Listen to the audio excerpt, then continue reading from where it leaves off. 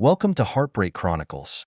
Congratulations, you are now officially unemployed. My wife Adrienne smiles smugly as she shows me the legal papers. The company you founded?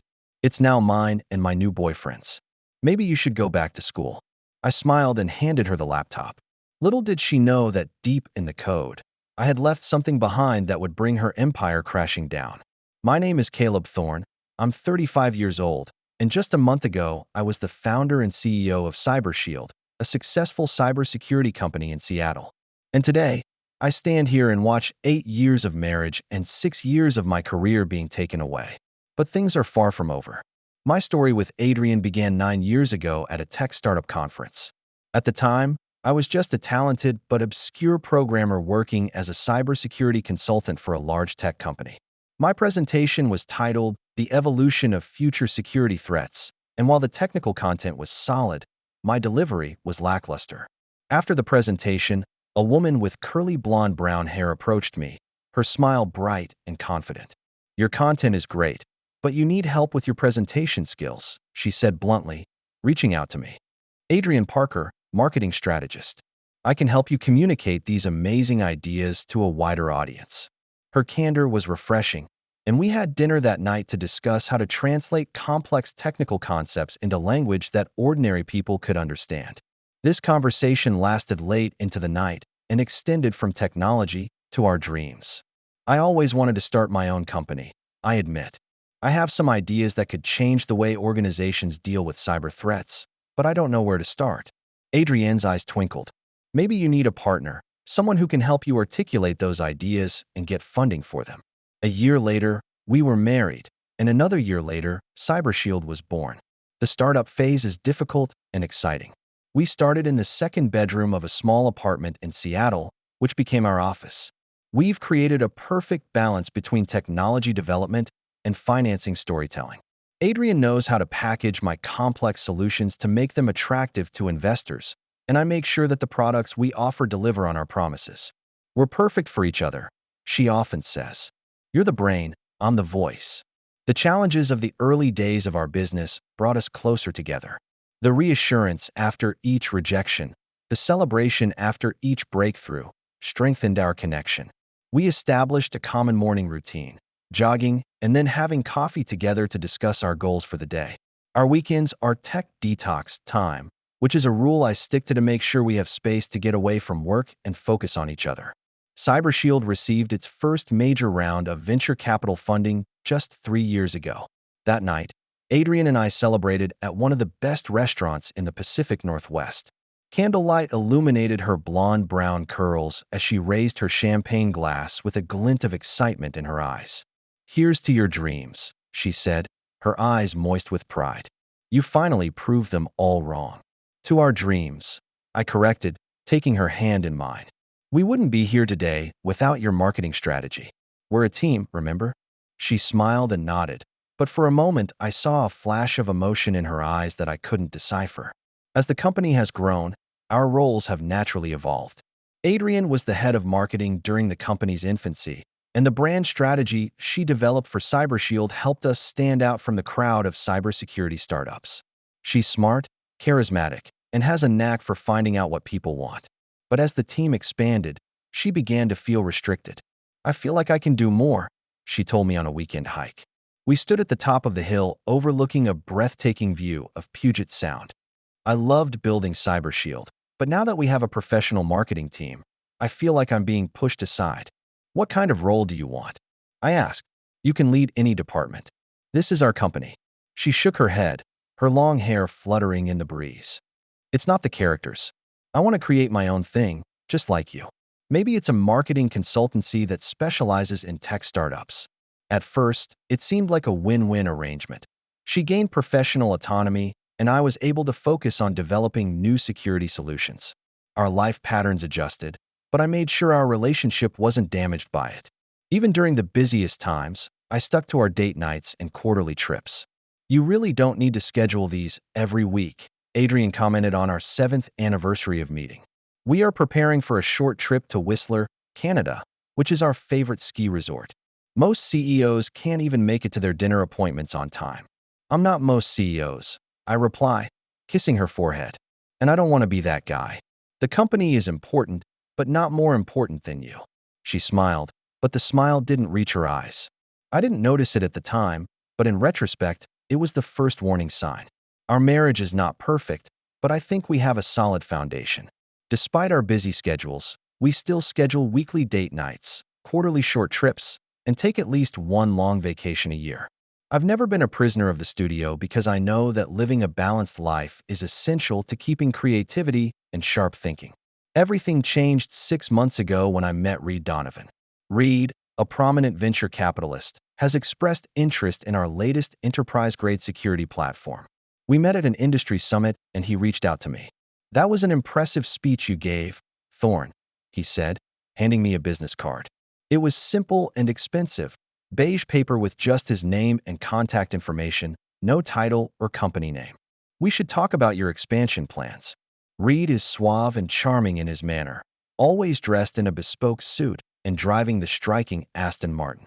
Unlike me, I prefer simple clothing and a low-key lifestyle, even though I'm perfectly capable of living a more extravagant life. "Your skills are impressive, Caleb," Reed said during our first meeting. "But you need a bigger vision. Let me help you turn this into a billion-dollar company." His offer was tantalizing and specific. Increased investment and expansion of the sales team to take the product to the international market. According to him, we could have an IPO in 2 years instead of the 5 I had planned. When I introduced Reed to Adrian, I noticed a subtle change in her attitude. Her smile was wider, her tone lighter, and she even ruffled her hair repeatedly, a habit she had when she was nervous. At first, I thought she was just excited about a potentially big investment. "He's really charming, isn't he?" she commented after dinner, looking at me through the bathroom mirror while removing her makeup. "And he has an impressive investment record." "Yes, but I'm worried he's expanding too fast," I said, sitting up in bed and looking over his proposal. "I don't want to sacrifice product quality for rapid growth." Adrian came out of the bathroom, wearing a silk nightgown, and sat down next to me. "But isn't that what we've been working on? Greater reach, more resources? And his contacts can help my consulting business." I noticed her use of my instead of our, but did not correct her. Over the next few weeks, Reed became a regular in our lives. He invited us to high-end events, introduced us to important people in Silicon Valley, and began to advise on the company's operations. Adrian encouraged me to listen to him, and while I did consider some of his ideas, I was wary of his ultimate goal. "I don't like some of his suggestions," I said to Adrian. "We're getting ready for a networking event he's organizing, especially the part about cutting the R&D budget to increase the sales team. It goes against our core values." "You can't be a small boutique security firm forever, Caleb," she said as she applied her makeup. "Sometimes you have to make compromises to achieve a greater goal. Imagine what we could do at an IPO. We can start charitable foundations, invest in new startups, and live the lives we dream of." "I thought we were already living the life of our dreams," I whispered. She didn't answer, just continued to get ready to go out. Donovan Investments has several companies in its portfolio that have underperformed after acquisitions, my CTO and college buddy Eli told me one day. "We'll meet at a cafe near the office, out of earshot of the company. And the founders of those companies often get kicked out." Eli was my roommate at MIT and CyberShield's first employee. He was outspoken and sometimes too direct, but his loyalty was unquestionable. "Do you have specific examples?" I asked, stirring my black coffee. "Mindwave is safe," he said. "That biometric startup?" Reed invested in them, fueled rapid expansion, and then fired founder Nathan Reeves after he clashed with the board. 6 months later, the company was purchased by a major tech company, and Reed profited handsomely, while Reeves was left with next to nothing. I searched online and found a worrying pattern.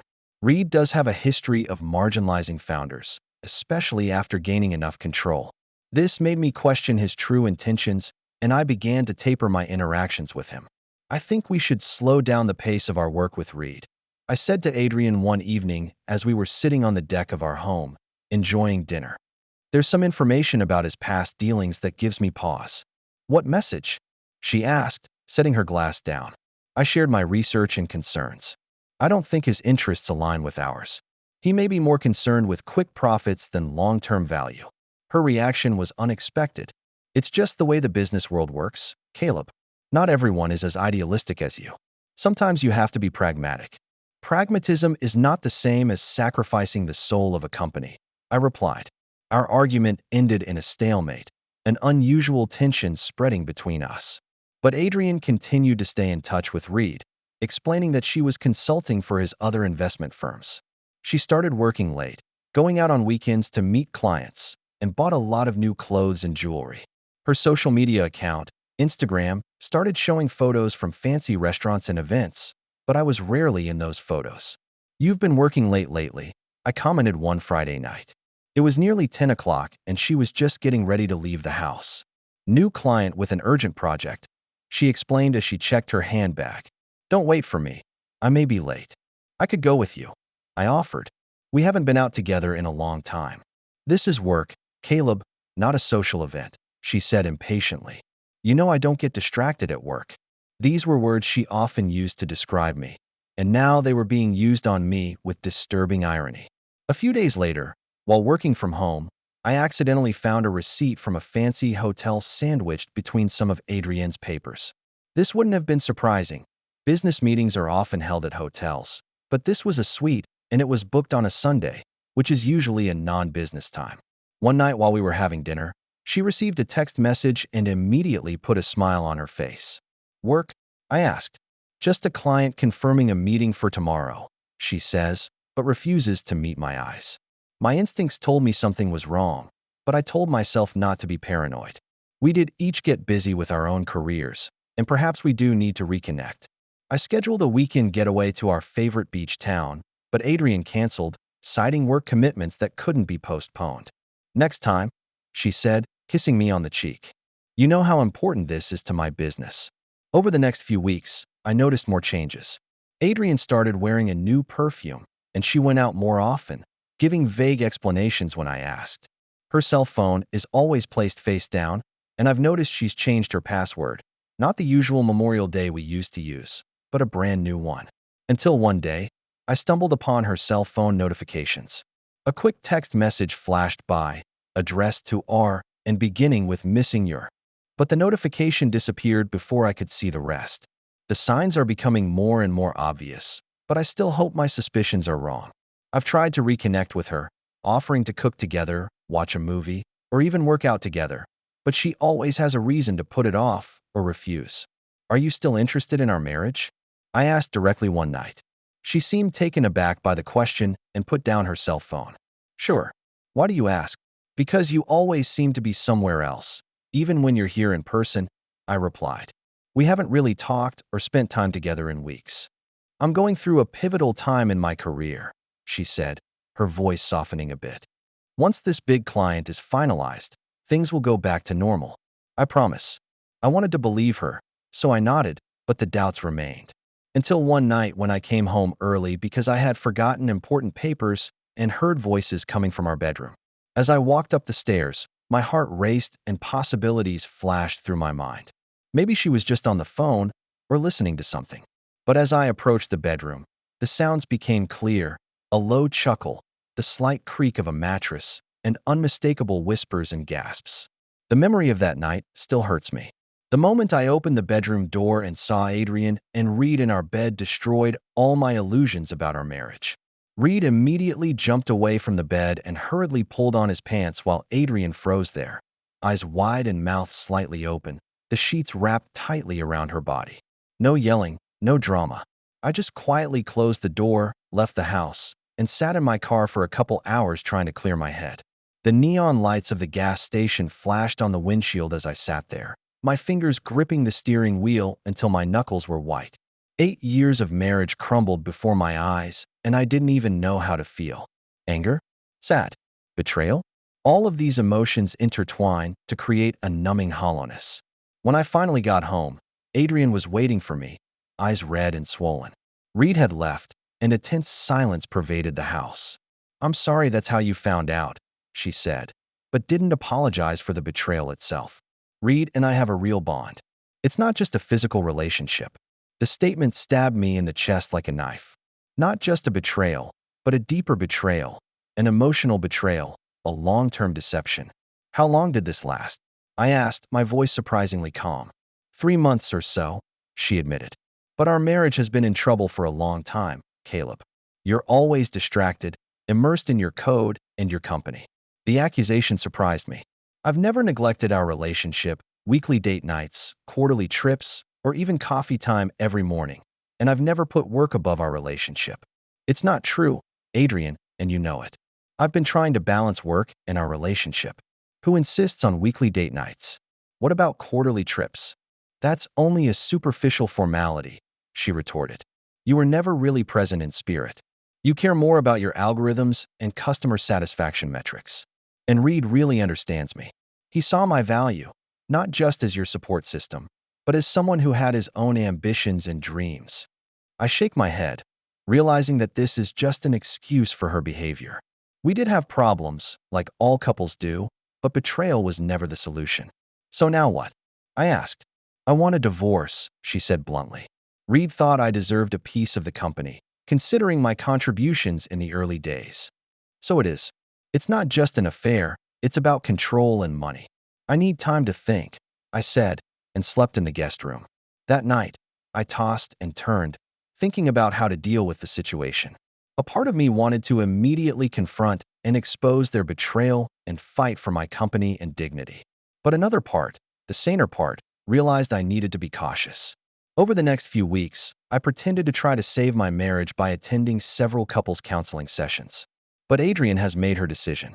At the same time, I noticed some strange things happening within the company. Certain documents were accessed, meetings were rescheduled, and I began to be left out of important decisions. The board seems to be meeting behind your back, Eli told me one day on a confidential call. Reed was here yesterday, with his team, and toured the facility without informing you. Out of an abundance of caution, I began a secret investigation. As a cybersecurity expert, I have the ability to monitor unusual activity on company systems without violating any legal or ethical boundaries. I found out that Adrian wasn't just cheating on me in her marriage. She and Reed were plotting to take over my company. I saw records of her access to corporate documents, Reed's email exchanges with board members, and the pattern that gradually developed. She created a plan using documents she signed early on as a co-founder, plus the community property laws we had accumulated during our marriage. More worryingly, Reed appears to have used his investment position to convince several board members to support the plan. We think the company needs a new direction, board member Marcus told me implicitly in a private conversation. We appreciate your technical vision, but it may be time to consider more business-minded leadership. Fortunately, as a cybersecurity professional, I know that information is power. Through perfectly legal means, I began to gather evidence. I documented unusual activity within the company, saved suspicious email exchanges, and recorded meetings from which I was excluded. They may take legal action, my attorney Grace warned me. You need to make sure you're legal and flawless every step of the way. I nod. I won't break any laws. I'm just protecting my rights. Eventually, I learned about their complete program. Reed has created a holding company to take over CyberShield. Adrian would get a significant stake as a consultant, and I would be completely excluded. They plan to take advantage of an ambiguous clause in an earlier agreement I signed that allowed the board to reorganize its leadership under certain conditions. It's really ironic, I said to Eli as we met at his apartment, avoiding possible surveillance. I built a company that protects others from digital threats, but can't protect myself from the betrayal of those closest to me. Knowing this, I had two choices: fight back immediately or wait for them to fall into their trap. I chose the latter while secretly preparing a counterattack. As the company's lead developer, I know our system inside and out. On the surface, I continued to work as normal, even attending meetings with Reed to discuss the future of the company. And behind the scenes, I embedded a hidden feature in our proprietary software, a potential program that would only activate under certain conditions. I've named this project Transparent Protocols. It's subtle and legit. At its core, it is an advanced monitoring system that tracks and logs all commands and changes executed in our company software. Typically, such systems are used for security auditing and compliance purposes. But I've modified it so that it recognizes specific types of suspicious activity, for example, changing financial records, manipulating performance data, or trying to circumvent security protocols. This is not a virus or malware, but an information gathering and distribution system that, once activated, will reveal the truth about Reed's business practices. Crucially, it is completely legal and ethical, collecting only information that already exists in the system. I spent weeks perfecting the system, making sure it couldn't be easily discovered or disabled. Due to my in-depth knowledge of the company's infrastructure, I was able to seamlessly integrate it into our code base to make it look like it was part of the standard security functionality. You seem so calm, considering everything that's happened, Adrian commented one night during our awkward shared dinner. She recently moved to the guest room, and our interactions have been minimized. I thought you'd be more resistant. Maybe I'm just doing my best to accept the inevitable, I replied, raising my glass. Sometimes the best action is no action. She looked at me skeptically, but didn't press the issue. She misinterpreted my calmness as surrender rather than strategy. After this is done, I just have to wait for them to take action. That day is fast approaching. Adrian and Reed picked a Friday afternoon, typical bad news time, to show me their legal documents. The board has voted to reorganize and my creation will be taken away. They chose to have this conversation in my office, probably to add to the humiliation. Adrian wore an expensive navy blue suit, while Reed wore his signature tailored suit. They sat down across from me with triumphant smiles on their faces. Congratulations, you are now officially unemployed. Adrian smiles smugly as she shows me the legal papers. The company you founded? It's now mine and my new boyfriend's. Maybe you should go back to school. They expect anger, they expect arguments, they expect me to break down. Instead, I smiled and handed her the laptop with the thought, you don't know that deep down in the code, I've left something that will bring down your empire. So that's it? Reed asked, visibly confused by my reaction. No arguments? No threats of a lawsuit? What's the point? I shrugged, keeping up a calm facade. The board has made its decision. I will honor my contractual obligations. They exchanged a confused look, clearly unprepared for this reaction. Okay, Reed said finally, clearing his throat. It's very mature. The legal team will take care of the rest. You have 1 hour to pack your personal belongings. I packed up my personal belongings in the office and left the company to the surprise of all the employees. Many tried to show support, but I just nodded my head in acknowledgement. This is not the end, but another beginning. We can't believe what they did to you, Sophie, my former assistant, whispered as she helped me pack my belongings. Everyone is talking. This doesn't feel right. Sometimes things need to get worse before they can get better, I replied, giving her a reassuring smile. Take care of yourself, Sophie. Change is coming. As I drove away from the office building, Reed followed close behind. He stopped me in the parking lot. Don't hold a grudge, Thorne, he said, holding out his hand. It's just business. I need your signature to complete the final document. In return, we'll give you a generous severance package. I looked at his confident smile and wondered if he would keep that attitude when his world started to fall apart. Business, I repeated, taking his hand. Of course, I completely understand. Then I signed the papers he handed me, knowing that this was exactly what I had planned. The clock starts counting down. Returning to my empty home, I felt a strange sense of calm. 8 years of marriage and 6 years of entrepreneurial life ended in the same day. I should feel anger or sadness, but all I feel is a sense of certainty, certainty that I've done the right thing, certainty that justice will be done in the end. Adrian moved in with Reed, leaving a brief note saying she'd arrange for someone to pick up her things. Our once shared life was reduced to logistical arrangements and property division. I sat on the couch we had picked out together, looking out at the Seattle skyline through the floor-to-ceiling windows and reflecting on our journey. From the time we met until now, we have experienced 9 years of life, 8 of them as a couple. Together we built a successful company and spent countless late nights and early mornings together. We've shared dreams, fears, and triumphs. And now all of that is a distant memory, clouded by the shadow of betrayal. The thought of losing not only my marriage, but the company I had built with my heart and soul sent a wave of pain through me. But I didn't let myself fall into self-pity or despair.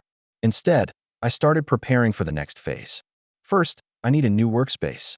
I converted a small bedroom in my home into a makeshift office with a high-performance computer and multiple monitors. I kept a low profile for the next few days and watched what unfolded. CyberShield has announced a leadership transition, with Reed becoming the new CEO and Adrian being named Chief Marketing Officer. Business News has hardly questioned the change, accepting the official line that I pursued other opportunities. The company's social media accounts have been updated with photos showing Reed with team members, touting a new direction and vision for innovation. Meanwhile, I'm keeping a close eye on what's going on in the background. With the transparency protocol, I can see the changes they are making to the system.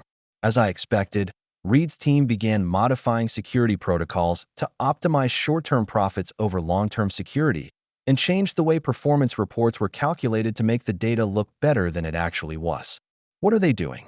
I talked to myself and watched the real-time data stream. They're weakening the most critical layer of security. A week later, I got my first call.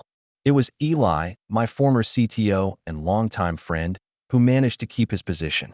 "They're changing everything," he whispered, clearly worried about being bugged. Reed brought in his own team and ignored the security protocols we established. "They're more concerned about the appearance of the company than the substance." "What's the client's reaction?" I asked. "It's okay for now, but they'll soon notice a decline in the quality of service." Reed wants to do an IPO as soon as possible, so he's cutting back on any projects that don't see a return in the short term. R&D budgets have been cut in half and senior engineers are leaving. I nodded, even though he couldn't see it. "Stay alert and don't do anything that will cost you your job. You have a plan, don't you?" he asked. "I know you, Caleb. You don't just give up. Trust me, that's all I'm saying. Just stick to your principles and keep doing your job. The timing is in our favor." After hanging up, I checked the latest data collected by Transparency Protocol. It's working as designed, recording all suspicious activity. But I need more information, especially about Reed's past investment behavior. I began to delve into his business history, looking for possible models. Through public records, I found that Reed's company has acquired 17 startups in the last 5 years. 12 of them experienced founder departures, 9 underperformed after acquisitions, and 4 went out of business altogether. A particularly high-profile case is that of Biometrics, a biometric security company that was acquired by Reed's holding company after the founder left in a public controversy, accusing the board of going against the company's core mission. More worryingly, former employees of 3 companies have revealed that product quality declined significantly after the Reed takeover, while marketing spend increased. This is consistent with the model I see at CyberShield, sacrificing quality for short-term profits and market performance. 2 weeks later, my program started to work. It is designed to activate after a specific sequence of events, a change that the Reed team will inevitably make. As they continue to modify systems, weaken security measures, and falsify reports, the program collects more and more data. I designed the transparency protocol as a digital mirror of truth, reflecting what was going on inside the company. It monitors and records all deviations from security standards, all falsified performance reports, all dangerous handling of customer data. Most importantly, it organizes all this information into clear, irrefutable reports. Once the amount of data reaches a critical mass, the program begins to execute its second phase. This stage was carefully designed by me, fully automated and legal. It began sending anonymous messages to interested parties. First, the company's internal integrity committee, then the security officers of its major customers, and finally industry regulators. Each report is factual, with no personal opinions or allegations, just raw data and objective analysis. The report shows a decline in security standards, falsified performance metrics, and mishandling of customer data. These are serious issues, especially for a cybersecurity company. The first indication was an investigative piece questioning Reed's past business practices and the tactics employed by his portfolio companies. TechCrunch published an article titled "The Price of Venture Capital: Reed Donovan's Faulty Business Model," detailing how his past acquisitions have led to a decline in company quality and the marginalization of founders. "Did you see that article?" Eli asked me in an encrypted text message. The atmosphere in the office was tense. Reed has been yelling in his office all morning. A week later, a major customer, a large financial institution, announced that they were reevaluating their contract with CyberShield, citing concerns about the direction of the service. This set off a chain reaction as other customers began to inquire about the recent changes and the drop in safety standards. Meanwhile, I never responded to Adrienne's texts or calls. She began contacting me for a variety of reasons, asking for help with technical issues, asking where the files were, and even claiming she wanted to have a rational discussion about our marriage. But I knew the truth. CyberShield was starting to run into trouble, and she needed my help to fix it. "We need to talk about these system changes," she said in a voicemail. "Some customers have asked questions, and we were unable to locate the documentation." "Just a few minutes, Caleb. It's good for all of us." I didn't respond.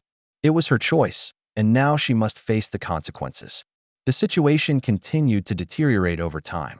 More customers have expressed concerns, and some have even begun looking for alternative suppliers.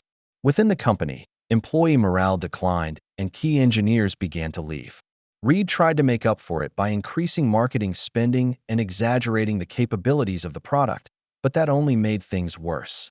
He told the sales team to promise features that simply didn't exist, Eli told me in one of our confidential meetings. We chose a small cafe away from the office. When the engineering team said it would take months to implement these features, he told them to figure it out. "It's completely impossible." A month later, the storm really hit. The SEC announced an investigation of Reed's investment firm, with a particular focus on its takeover strategy and information provided to investors. Several large customers suspended their contracts with CyberShield, sending shockwaves through the industry. The company's valuation dropped 40% in 1 week. "I don't know who provided the information to the SEC," Eli said on the phone, with awe in his voice. "But they seem to know everything. Internal documents, email exchanges, and even private meetings. Someone has documented everything in great detail." "Sometimes the truth is the best weapon," I replied, looking at my monitor, which showed the latest data collected by Transparency Protocol. Just then, Adrienne showed up at my apartment door looking exhausted. Through the door cam, I could see the dark circles under her eyes and her messy hair, a stark contrast to her usually well-groomed appearance. "We need to talk," she said, her old arrogance gone. "The company is falling apart, and Reed has no control over the situation." I let her in, keeping a facade of calm. "My apartment is simple but cozy, a stark contrast to the mansion we once shared." "What happened?" I asked, feigning ignorance. "Everything's a mess," she said, taking a seat at the kitchen island. "Regulators are investigating Reed, customers are leaving, and investors are demanding explanations. They think it's hacking or internal sabotage." I handed her a glass of water and waited patiently for her to continue. She looked 5 years older than the last time I'd seen her, and the confident gleam in her eyes had disappeared. "To make matters worse, the SEC found out about some of Reed's past transactions," she continued. "It looks like he's used similar tactics at other companies. Now someone is leaking internal documents that show our security measures have been weakened." "Sounds serious," I commented, still maintaining a neutral tone. "You don't understand." She looked up at me with fear in her eyes. "If these allegations are substantiated, we could face criminal charges. We promised our customers specific levels of security that no longer exist." I nodded, understanding the gravity of the situation, but knowing full well that the reason she was here wasn't because she was worried about the legal ramifications, but because she saw the collapse of her empire. "You did something, didn't you?" she finally asked, her eyes sharp. "It's too much of a coincidence." I smiled slightly. "I didn't do anything. Maybe Reed isn't as much of a business genius as he claims to be. Maybe betraying and deceiving people isn't a good way to build a lasting business." Her eyes flashed with anger, then pleading. "Whatever you do, please stop. We can renegotiate. You can come back to the company, and we can salvage the situation together." "Why?" I asked. "Because Reed isn't as attractive as he used to be? Because his empire is crumbling, and you find yourself on the losing side?" "It's not like that," she argued, "but we all know the truth." "Tell me," I continued, "when you conspired to take everything from me, did you ever think what would happen? Or are you so focused on winning that you've forgotten why I'm so successful in cybersecurity?" Her face turned pale. "You really did something, didn't you?" "I'm just making sure the truth comes out," I replied. "No viruses, no hacking, no vandalism. Just the truth. Interestingly, the truth is often more destructive than any malicious code." Just then, her cell phone rang. She looked away, her face turning paler. "It's Reed," she whispered. "The SEC just announced a formal investigation of him. They froze some of the assets." I nodded, showing no surprise. The business world is like that. Today's CEO could be tomorrow's defendant. She looked at me in despair. "Help me, Caleb. I'm a victim in all of this. Reed manipulated me and took advantage of my resentment toward you." The request almost made me laugh. Thinking back to her smug smile a few weeks ago, the satisfaction she felt when she announced I was out of a job, and now she's claiming she's a victim? Discontent. "I gave you the freedom to develop your own career and supported your decision, even if it meant leaving the company. We dated regularly, traveled together, and I never put work above our relationship. Your resentment is an excuse of your own creation so that you don't have to face the truth, that you were attracted to Reed's wealth and false charisma, and were willing to sell our marriage and my company to get it." She began to cry, but those tears no longer had any effect on me.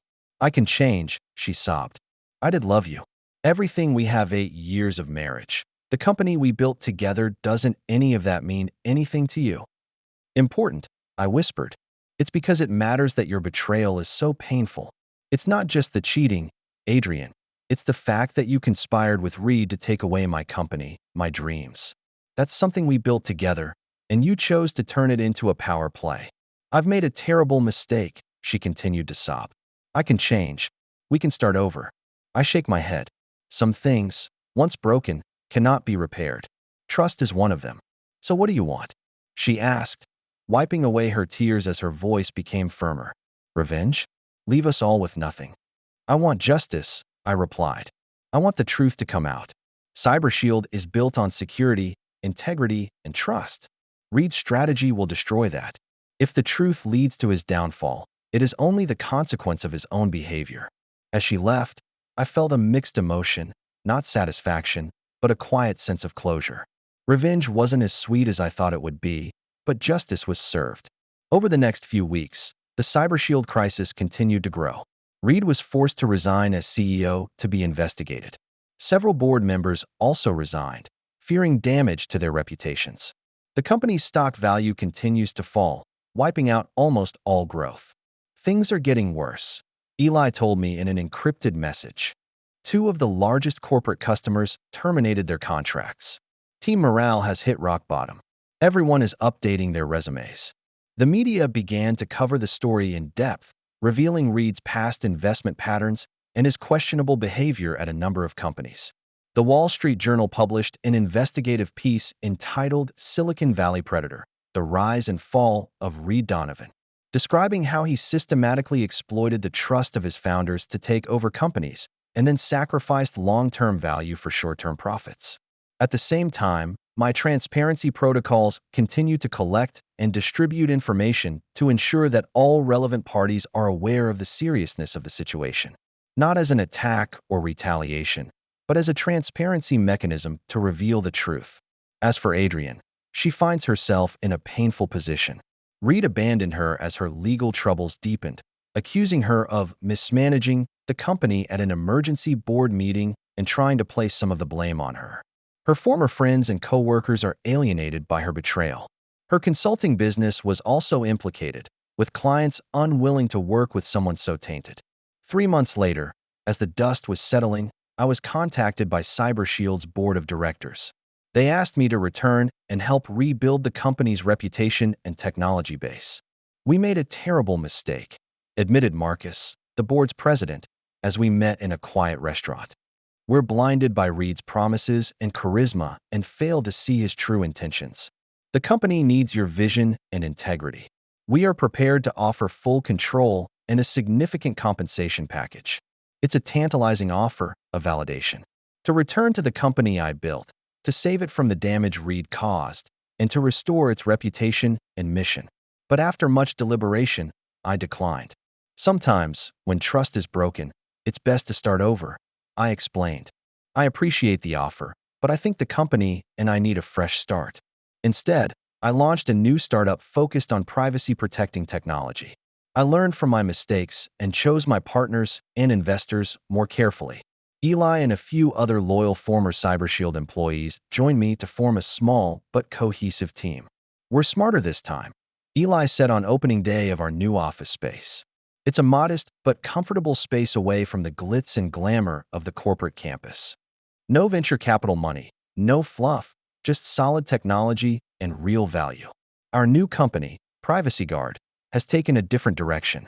Rather than pursuing rapid growth and big investments, build a sustainable business model that focuses on actual security needs rather than market trends.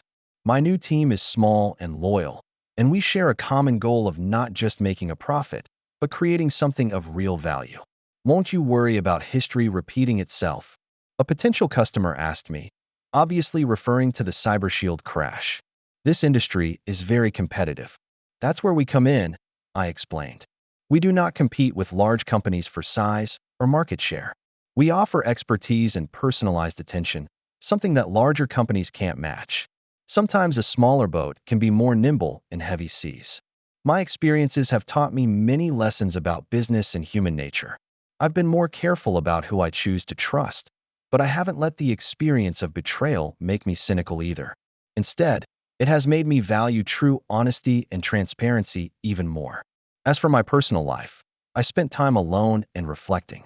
The scars of betrayal remain, but they no longer define me. I learned to trust again, albeit cautiously, and developed friendships with several people who had experienced similar betrayals. When I saw Adrian in a cafe a year later, I hardly recognized her. She looked much older than her actual age, her shoulders sagging from the burden. She saw me too, hesitated, then walked toward my table. "Are you okay?" she asked, the arrogance in her voice completely gone. "I'm fine," I answered honestly. "Privacy Guard is going well. It's small, but it's stable. What about you?" "I'm rebuilding," she said, sitting in the chair across from me. "From scratch." Reed lost pretty much everything after the plea deal, and of course, he left me behind. He claimed I knew everything and tried to put some of the blame on me. "That's not surprising," I commented. "That's the kind of person he is." She nodded and looked down at her hands. I had to move to a small apartment and restart my consulting business. It's hard, especially after all the negative publicity, but I'm trying. There was a moment of silence between us, reflecting on the life we had shared and its dramatic end. "I'm not here to ask for forgiveness," she continued. "I know my behavior is unforgivable, but I want you to know that I understand the gravity of the mistake I made. Betrayal didn't just hurt you, it destroyed me." I watched her and saw the sincerity in her eyes. Not manipulation, not calculation, just sincere remorse. "Hopefully, we'll all learn from this experience. A lesson I'll never forget," she whispered and left. I watched her leave and felt a sense of ultimate relief. My plan of vengeance did destroy an empire, but not through malicious or illegal means, but by exposing the truth. And the truth always comes to the surface, no matter how deep it's buried. Privacy Guard grew steadily over the next few years, not through aggressive expansion, but by building strong customer relationships and providing exceptional service. We have earned the respect of the industry, not because of size, but because of a commitment to quality and integrity. Sometimes, when I look back on my journey over the past few years, I think about how everything could have been different. If Adrian hadn't fallen for Reed's charms, and if she had stayed faithful to our marriage, maybe we'd still be running CyberShield together and celebrating success together. But I also recognize that sometimes loss is gain. I found my resilience and strength through the loss of relationships I thought were unbreakable. By losing the company I worked so hard to create, I learned what really matters, not ownership or control, but purpose and integrity. My story is a cautionary tale for those considering cheating on a partner or conspiring to take away the fruits of another's hard work. In a world of codes and connections, secrets rarely remain secret forever. And when the truth is revealed, the price is often much higher than expected. Sometimes the most powerful revenge is not destruction, but simply letting the truth come out, and then stepping back and watching it all happen naturally. In the world of code, every action leaves a trace. The same is true in relationships. Every decision, every betrayal, every lie we write leaves hidden variables that ultimately change the entire equation. Sometimes, as in code, the tiniest variables can have the most serious consequences. That's the end of today's story. For more captivating tales, hit subscribe and never miss an episode.